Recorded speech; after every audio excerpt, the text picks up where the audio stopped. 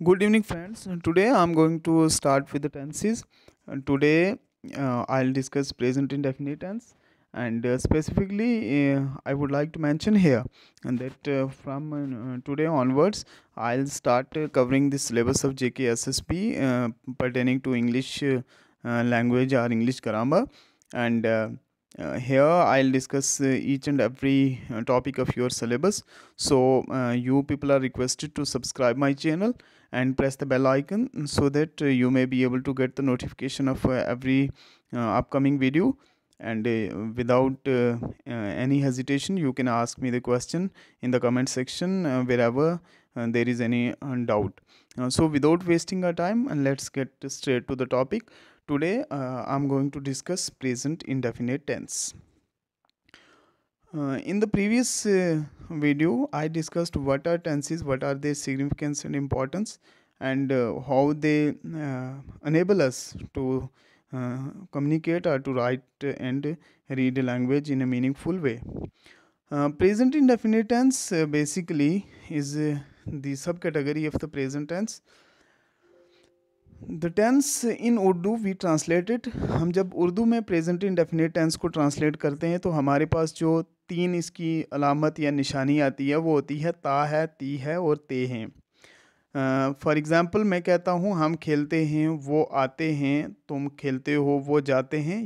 इस तरह से हमें पता चल जाएगा कि ये प्रेजेंट इंडेफिनिट टेंस है. और प्रेजेंट का पिछले लेक्चर में मैंने बताया था, प्रेजेंट के लिए है, हैं और हूँ होती है हमारे पास निशानी के. हम फ़ौरन से समझ जाते हैं कि ये प्रेजेंट की बात हो रही है. और जब हम फिर प्रेजेंट में भी ये देखेंगे कि भाई प्रेजेंट में ये कौन सा टेंस है, तो जब ता है, ती है, ते हैं आता है तो हम फ़ौरन समझ जाते हैं कि ये प्रेजेंट इंडेफिनिट टेंस है. सो गाइज, यहाँ पे हम जो रूल बनाते हैं, पहले अफर्मेटिव सेंटेंस. अफर्मेटिव सेंटेंस वो सेंटेंस होता है जिसमें यस वाली स्टेटमेंट होती है, जिसमें निगेशन या नो वाली स्टेटमेंट नहीं होती है.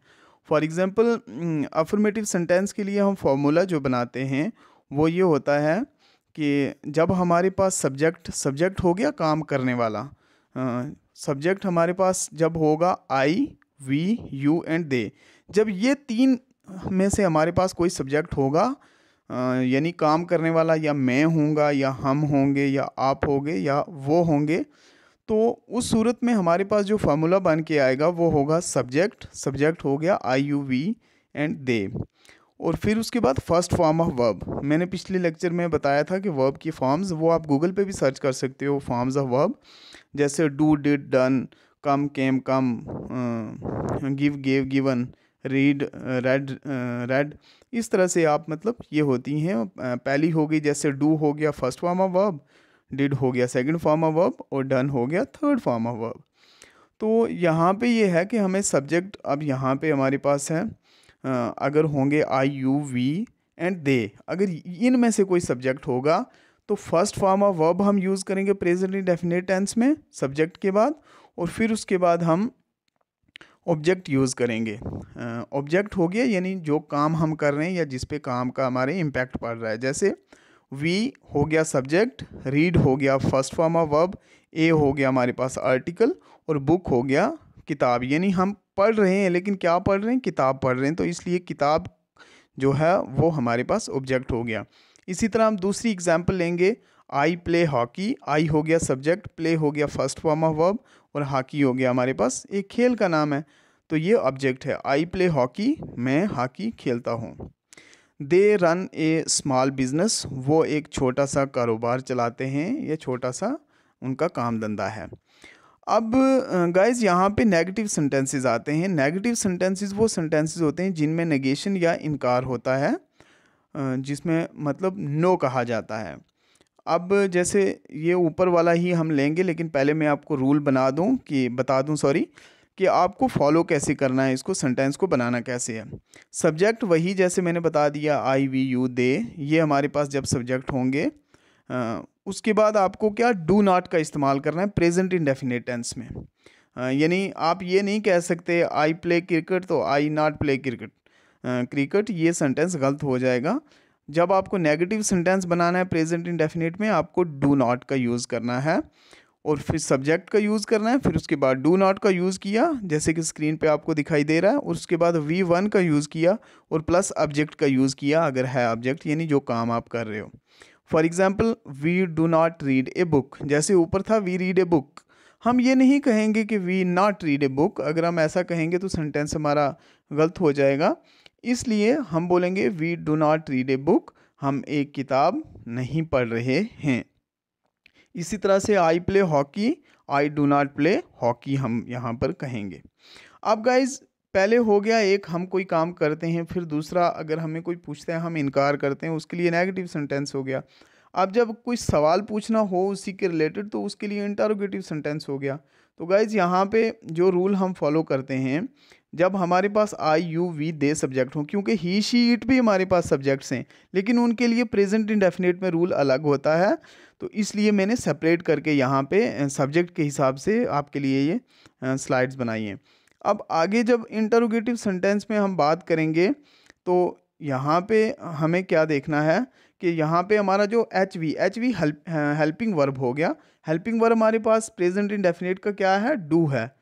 ये आपको रट्टा मारने वाली चीज़ है, हार्ड एंड फास्ट रूल यही है।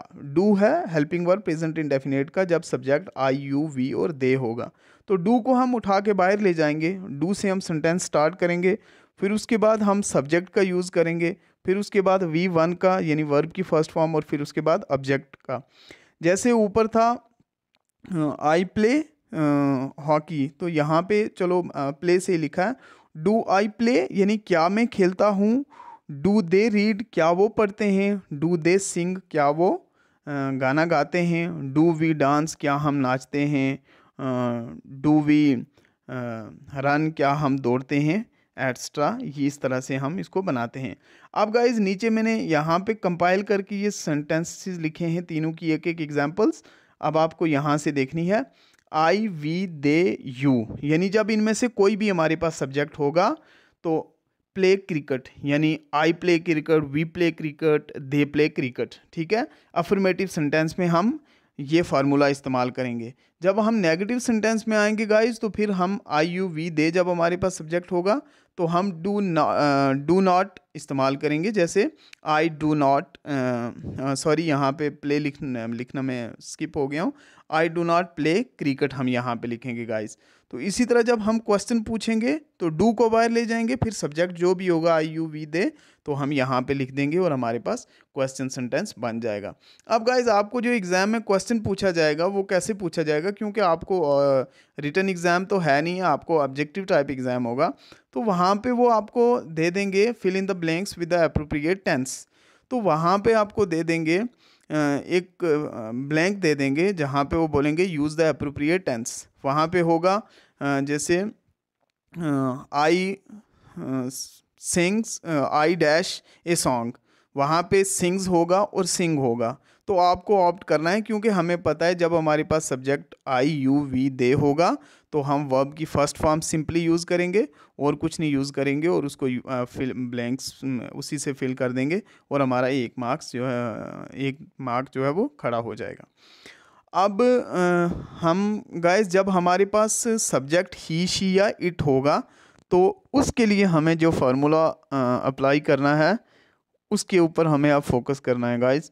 तो जब हमारे पास सब्जेक्ट ही शी इट होगा प्रेजेंट इंडेफिनिट टेंस में, तो उसके लिए हमने और कुछ नहीं करना है, नया कुछ नहीं लाना है। हमने प्ले के साथ जैसे एस लगाया, यानी एस या ई एस का इस्तेमाल करना है वर्ब की फर्स्ट फॉर्म के साथ, और बाकी वाला फार्मूला वही रहेगा। जैसे गाइस रूल है इसका, फर्स्ट फॉर्म ऑफ वर्ब यानी वही जैसे डू डिड डन मैंने बताया था, या गो वेंट गॉन है, गो होगी फर्स्ट फॉर्म, वेंट होगी सेकंड और गॉन होगी third. You can Google it, आपको गूगल पे हज़ारों मिल जाएंगी वर्ब की फॉर्म्स। और प्लस एस या ई एस का इस्तेमाल करना है, ठीक है गाइस। और प्लस ऑब्जेक्ट, वही जो काम आप कर रहे हो वही होगा। ऑब्जेक्ट के बिना भी सेंटेंस होता है, विद ऑब्जेक्ट भी सब्जेक्ट सेंटेंस आपका हो सकता है। अब जैसे गाइस इसकी एग्जांपल है, ऊपर हमने लिखा था I play cricket, they play cricket, we play cricket, you play cricket, लेकिन यहाँ पे थर्ड पर्सन है हमारे पास, ही शी और इट ये है, तो यहाँ पे ही है, तो हमने गाइस यहाँ पे बिना कुछ सोचे समझे या टाइम लिए, हमने सीधा एस का इस्तेमाल करना है, क्योंकि प्ले फर्स्ट फॉर्म है, हमें पता है रूल में एस या ई एस का इस्तेमाल होगा प्रेजेंट इंडेफिनिट में। ही प्लेज क्रिकेट, वो क्रिकेट खेलता है। अब इसी तरह से शी राइट्स ए लेटर, अगर अगर होता आई तो I write a letter, they write a letter, we write a letter, you write a letter, लेकिन यहाँ ही शी इट ये थर्ड पर्सन सिंगुलर है, इसके लिए हमें यहाँ पे एस या एस का यूज़ करना है। शी राइट्स ए लेटर, वो एक खत लिखती है। ही रन्स ए टी स्टॉल, वो एक चाय की दुकान चलाता है। गाइस होप कि यहाँ तक आपको समझ आ गया होगा। अब जो आगे हम नेगेटिव सेंटेंस की बात करने जा रहे हैं, नेगेटिव वही जिसमें नो या निगेशन होती है, जिसमें इनकार होता है। इसके लिए गाइस हमें कुछ नहीं करना है, हमने ऊपर वाले जैसे आई यू वी दे जहाँ पे सब्जेक्ट था वहाँ पे डू का इस्तेमाल किया, तो यहाँ पे गाइस हम डज का इस्तेमाल करेंगे। रूल इसके लिए गाइस है subject plus does not plus V1 plus object. ये डज नॉट हमारे पास हेल्पिंग वर्ब है, इसको रट्टा मार लेना है कि प्रेजेंट इंडेफिनिट में जब सब्जेक्ट हमारे पास ही शी इट होगा तो हमने वहाँ पे क्या यूज़ करना है गाइस, हमने वहाँ पे डज का इस्तेमाल करना है नेगेटिव सेंटेंस में, और क्वेश्चन बनाने के लिए भी डज का इस्तेमाल करना है, और सब फर्स्ट फॉर्म के साथ एस या एस का इस्तेमाल करना है अफर्मेटिव सेंटेंस में, यानी जहाँ पे हम सेंटेंस बना रहे हैं। जैसे गाइस मैं आपको बताता हूँ, एक सेंटेंस है he plays cricket, she writes a letter, he runs a tea stall. अब इसी को देखो मैंने नेगेटिव में बनाया है, he does not play cricket. But एक चीज़ गाइज आपको यहाँ पे नोट करके रखनी होगी कि आपने जब डज का इस्तेमाल किया तो फिर वर्ब की फर्स्ट फॉर्म के साथ एस या एस का इस्तेमाल नहीं होगा। आप या इसको यूँ थोड़ा सिंपल अंदाज में यूँ समझ लीजिए कि हमारे पास एक ही एस या एस था, वो हमने डज में यूटिलाइज कर लिया है, अब हमारे पास है नहीं है, तो इसलिए हम वर्ब की फर्स्ट फॉर्म में लिखना प्रेफर करेंगे। अब she does not write a letter, हम ये नहीं बोलेंगे she does not writes a letter, वो सेंटेंस गलत हो गया। She does not write a letter and he does not run a tea stall, ठीक है। अब इसी तरह से जो इंटरोगेटिव सेंटेंस है, इसका रूल ये है डज को उठा के हम बाहर ले जाएंगे, प्लस हमारे पास सब्जेक्ट जो होगा ही शी इट जो भी होगा, प्लस V1 और प्लस ऑब्जेक्ट। जैसे डज ही प्ले क्रिकेट, यही सेंटेंस की मैं सीरीज लेके चल रहा हूँ, क्या वो क्रिकेट खेलता है। Does he write a letter, क्या वो एक चिट्ठी या एक ख़त लिखता है। Does he run a tea stall, क्या वो एक टी स्टॉल चलाता है, या शी भी आप लिख सकते हो इसमें। अच्छा गाइज एक चीज़ और आप नोट कर लीजिए यहाँ पे कि जब किसी पर्सन का नाम हमें दिया हुआ होता है तो उसको भी हम ही शी इट की कैटेगरी में ही रखते हैं। जैसे हम कह सकते हैं कि आप यूँ समझ लो, Ali plays good cricket, Ali does not play good cricket, does Ali play good cricket. तो जब किसी का नाम दिया हुआ होता है तो वो भी थर्ड पर्सन सिंगुलर ही गिना जाता है। अब गाइज यहाँ पे मिसलिनियस से सेंटेंसेस इसी के मैंने लिखे हैं, ही शी या इट जो भी हमारे पास सब्जेक्ट होगा, प्लेज क्रिकेट ये अफर्मेटिव सेंटेंस हो गया हमारे पास। ही शी इट जो भी होगा, डज नॉट प्ले क्रिकेट ये नेगेटिव सेंटेंस हो गया, और डज ही शी इट इनमें से जो भी होगा प्ले क्रिकेट, क्या वो क्रिकेट खेलता है, ये हमारे पास नेगेटिव सेंटेंस हो गया। अब गाइज जो आपको क्वेश्चन एग्जाम में आने वाला है वो किस टाइप से वो पूछेंगे, वो आपको सीधा पूछेंगे for example Rahim dash a good